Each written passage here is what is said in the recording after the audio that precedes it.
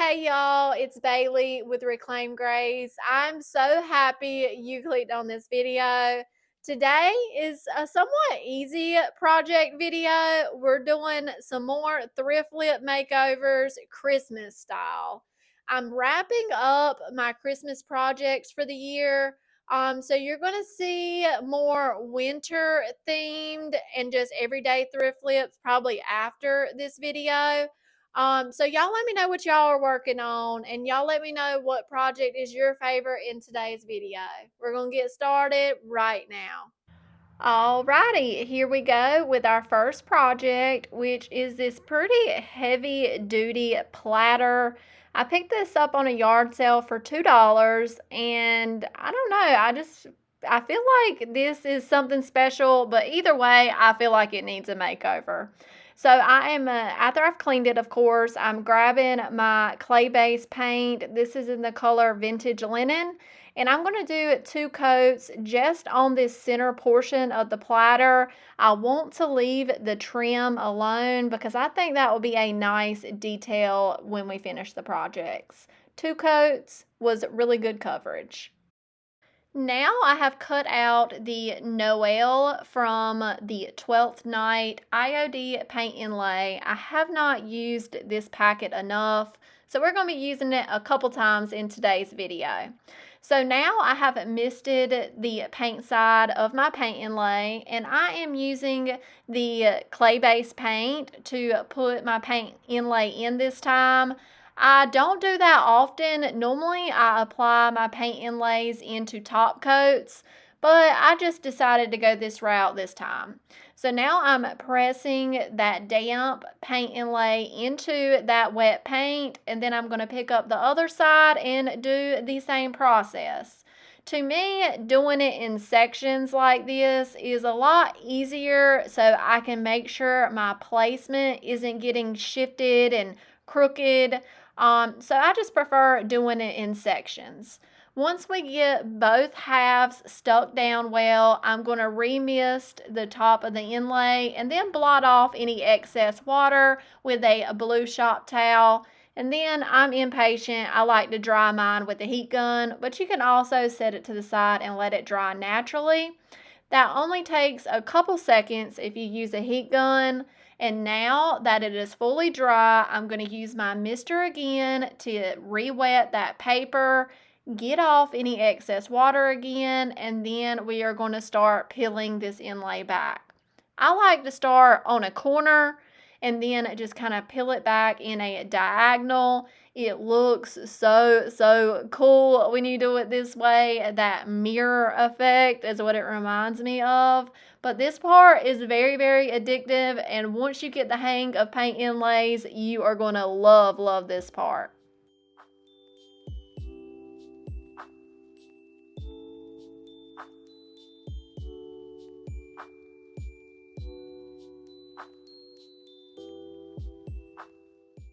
Next, I'm going to do some light wet distressing around the white parts and just kind of rub around those bikini lines, panty lines is what we call them, from where that paint inlay laid on top of that layer of paint. It just smoothed it out well. And next, I'm coming in to clear our chalk paint and our inlay. Both need to be top coated. You can definitely take this outside and hit it with a spray sealer. I was feeling a little risky, so I used my Sweet Pickins top coat in the matte sheen. And then that's it for this project. Very simple. I love how it came out. I priced it for $27 and it sold right away. Y'all let me know what y'all think about this one.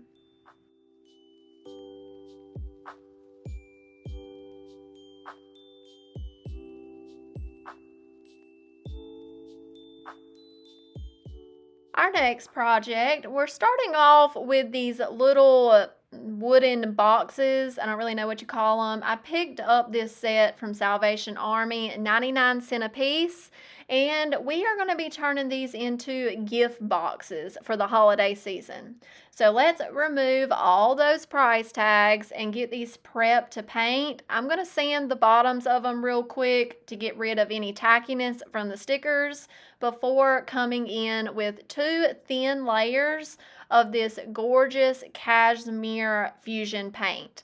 This is an all-in-one paint, and I've used this color before, but it's one of my new favorite warm whites. It's a gorgeous white color.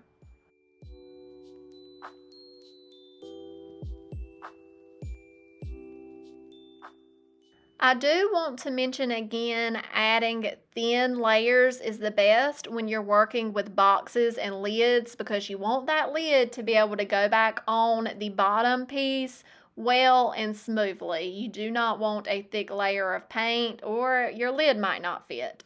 So now our paint is dry and it's good to go. We're going to be taking transfers from Santa's Hollow. This has been one of my favorites this season. I've picked out 4 different designs for the tops of my lids, and we're going to start transferring those on. I have my little included transfer stick here, and I'm just burnishing those. I like to lift up and rub at the same time. That lets your transfer come off a lot faster, in my opinion. I'm cutting this one down so I can reposition the piece I'm cutting off just to kind of fill up the area a bit more. So I'm just planning that out before I go sticking transfers down, because once they're stuck down, you really don't want to move them because you might mess them up. So make sure you know where you're sticking them before you stick them down. And I'm just going to leave this part in. I'm speeding through it pretty quickly, but we're going to get all these gorgeous transfers down. If y'all have not gotten your hands on this Santa's Hollow transfer book, you can find several of them available still over on my website. That information is always linked in the description box. Once I run out, I'm probably not going to be reordering anymore, so y'all grab them while you have the chance.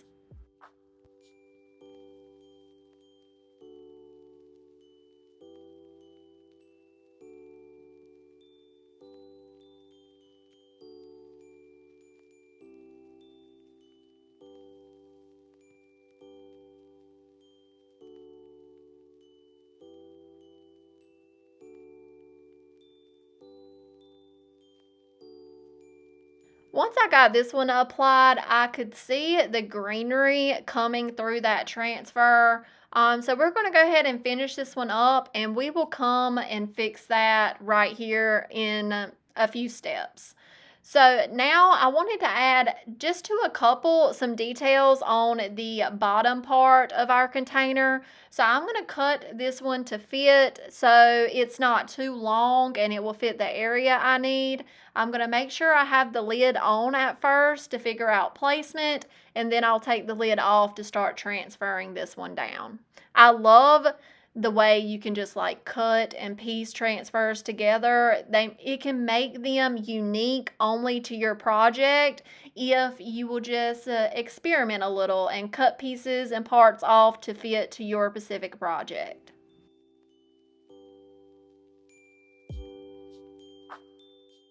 Okay, now let's fix this.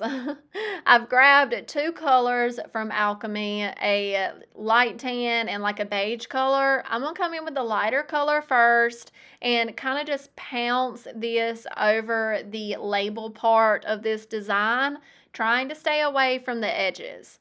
Then I'm going to come in with the darker shade and blend and pounce that into the lighter shade on the edge, just like the transfer was looking originally.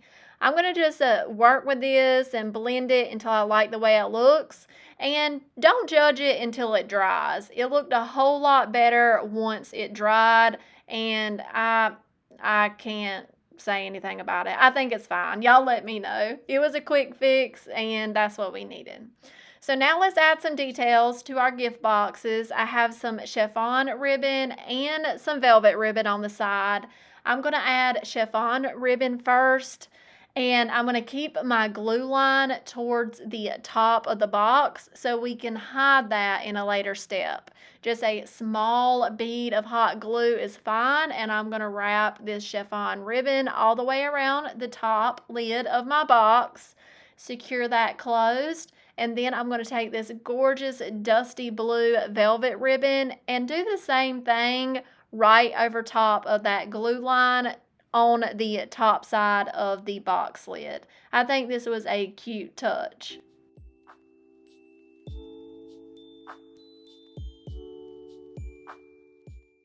Now I'm jumping to one of my other gift boxes. I've already added a piece of tan off-white chiffon ribbon to this one, and I've decided to add this crushed gold velvet ribbon to the top of this gift box. I'm just trying to match colors of my ribbons that I have in my stash with what's going on with the actual transfer.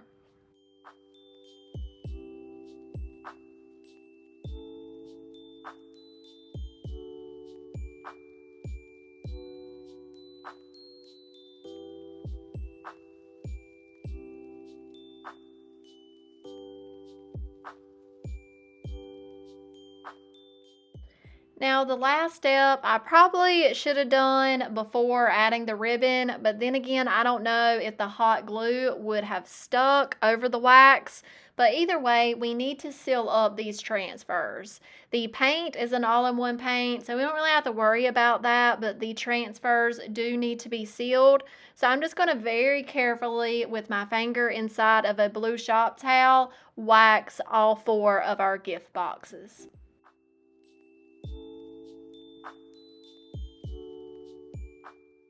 And that is it for this set of projects. Y'all let me know which gift box is your favorite. All of them are unique. They're not really a theme. I'm going to price these for $6.95 a piece. Y'all let me know what y'all think about these.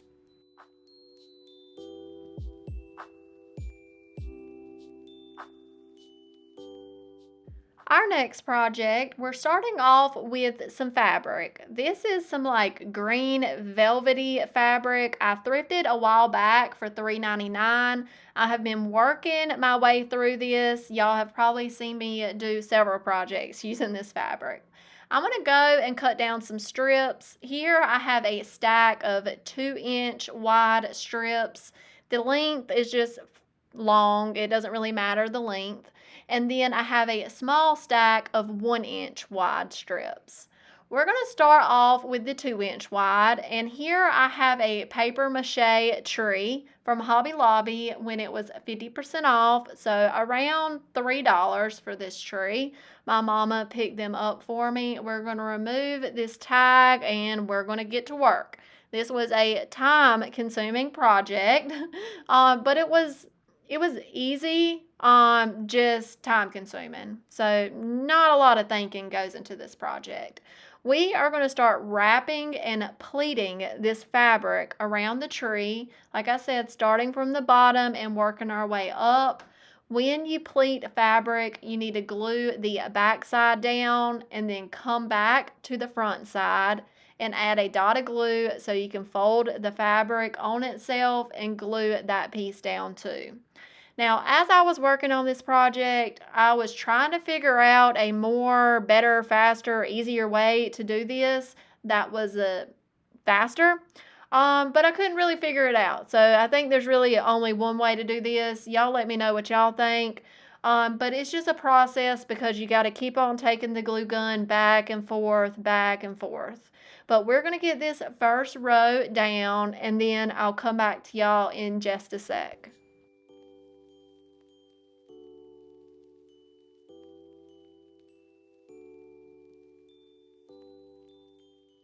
We have worked our way around that first row, so now we need to close it off. I'm just going to do one more pleat and then cut the fabric and add a line of hot glue to the base of the tree, and then just kind of wrap that fabric around and create one last pleat. I'm going to get rid of all those glue strings, and goodness gracious, the amount of glue strings on this project when I was done is crazy, is crazy. They get on my nerves. So now I'm going to start our next row. About halfway, we're just going where the bottom is about halfway to the second row, or y'all know what I'm saying. We're overlapping about halfway, and we're going to make sure all of our starting points starting points are on the back side. Unless you run out of fabric, it really doesn't matter. They blend in very, very easily. So now we're on to our third row, and we're going to do the same thing until we reach the top.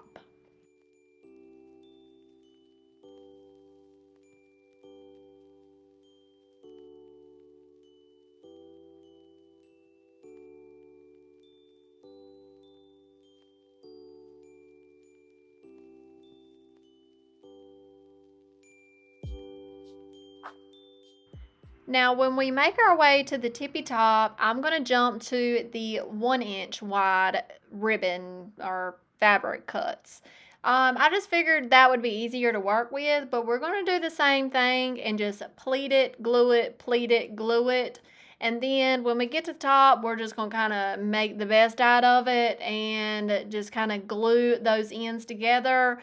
I didn't want to just like wrap it around because you would be able to tell the difference. So I am going to pleat the tippy top as well, and then go to the point and add just a dab of hot glue in there and pinch them together.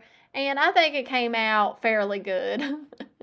This part, I got better on my second tree and kind of covered the point before I came in with the fabric, if that makes sense. But like you can see here, I'm just kind of figuring it out and wrapping it around that point.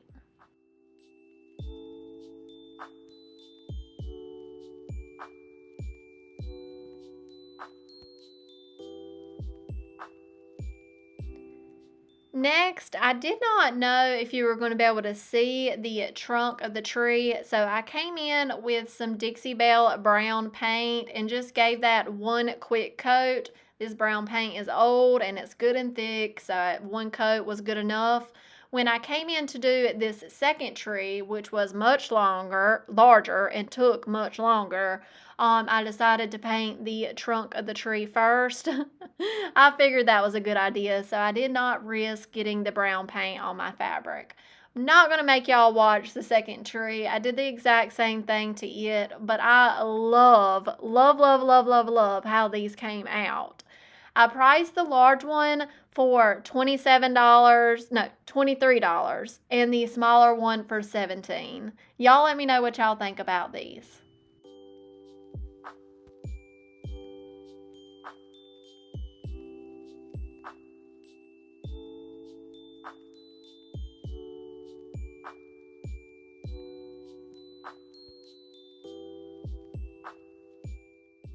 Our last project is fairly easy. I have a thrifted a wooden tray here. It has gorgeous scallop edges on it that I love. I've already sanded it, primed it with a few coats of shellac, and painted the bottom off camera. But now I'm going to start painting the top with Lamp White by Fusion. This is an all-in-one paint. And I did have to do 3 light coats to get full coverage. And a quick reminder for y'all to save you some trouble, when you're using a new paintbrush, rinse it out first before you use it, or you'll have little brush hairs in your paint. I picked bristles out of this paint for like 30 minutes. So rinse your brushes first before using them. We are going to be using another design out of the 12th Night IOD paint inlay. This is a 1-pager design, so it's nice and large, the gorgeous Merry Christmas. I'm going to work in sections about half and half. I'm going to mist the back side of that paint inlay, apply my polyacrylic matte this time is what I'm applying my inlay into, and then I'm going to rub that inlay into that wet medium. Then I'm going to do the same thing for the other side. This inlay did give me a little bit of a hard time, but we were able to fix it for the most part.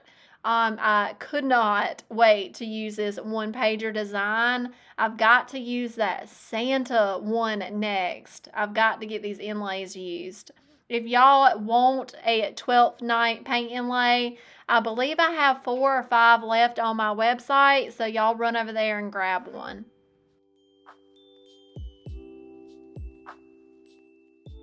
My water mister was giving me a hard time with this project. I have got to get me a new one. I don't even know why I switched from my Dollar Tree one. It was perfect, but now I got Clorox in it. So either way, our paint inlay is dry. We are re-wetting it, getting all the excess water off, and we're going to start peeling this design back. Working on a corner and peeling back, and right here I noticed, I was like, oh no, that's not down good. So I just simply lay it back down, rub it some more, dry it with my heat gun, kind of redo the process. I don't know what Roscoe is doing. Son, what are you doing?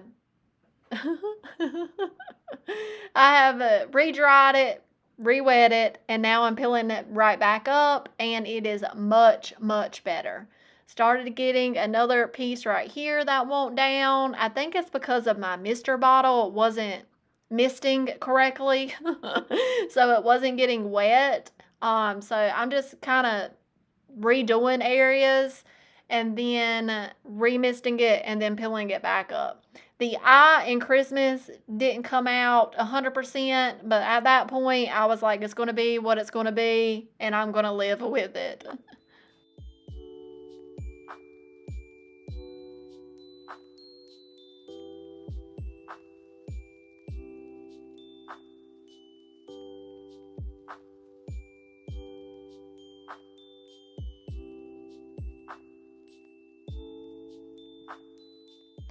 I wish I would have taken this one outside and hit it with one coat of a spray top coat, but I didn't. I was feeling a little risky again, and the first paint and lay project in this video went well, so I figured this one would go well, but it smeared in some areas. But it's fine. I don't know. I'm gonna live with that as well. Some projects just give you a more hard of a time than others. I call them my problem child. But we're gonna get this top coated using very, very light brush strokes. I feel like this project needed some more detail, so I took my Paint Couture bronze metallic paint. I love this stuff, and I'm going to use a artist brush, a flat artist brush on the side, and just hit the top rim of the handles and edges of the tray. I feel like that's going to make those scalloped edges really pop out too.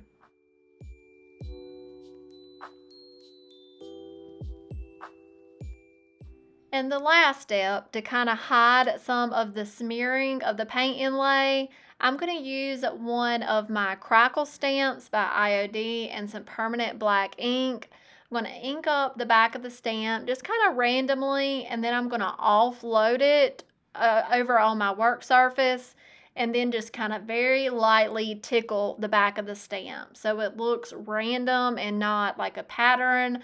I'm going to go over here and stamp a little bit, and over there and stamp a little bit, and I did go up the sides, the inside sides of the tray as well. Once I let that dry for a few minutes, I'm going to come in with a baby wipe and just tone it back just a smidge. You can do this since I have that clear coat down. You can wipe most of it off, honestly, until it dries. You can wipe it off fairly easily. That's it for this project. I do love how it came out, even though it was my problem child in today's video. Y'all let me know what y'all think about this one. I priced it for $27.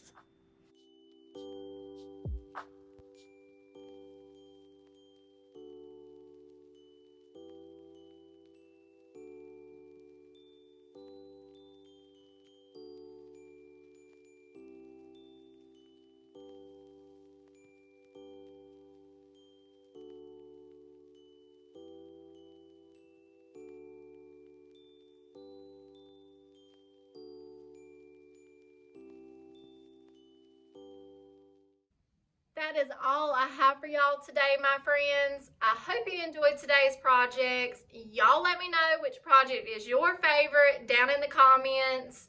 And please excuse this sweatshirt. This is my workshop sweatshirt because I am a baddie. I'm joking.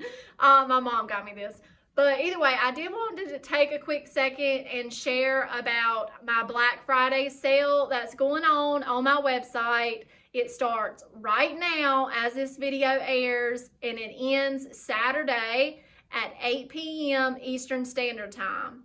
This is 20% off the entire website. So y'all enjoy y'all's Black Friday shopping, and I'll talk to y'all in the comments. Bye.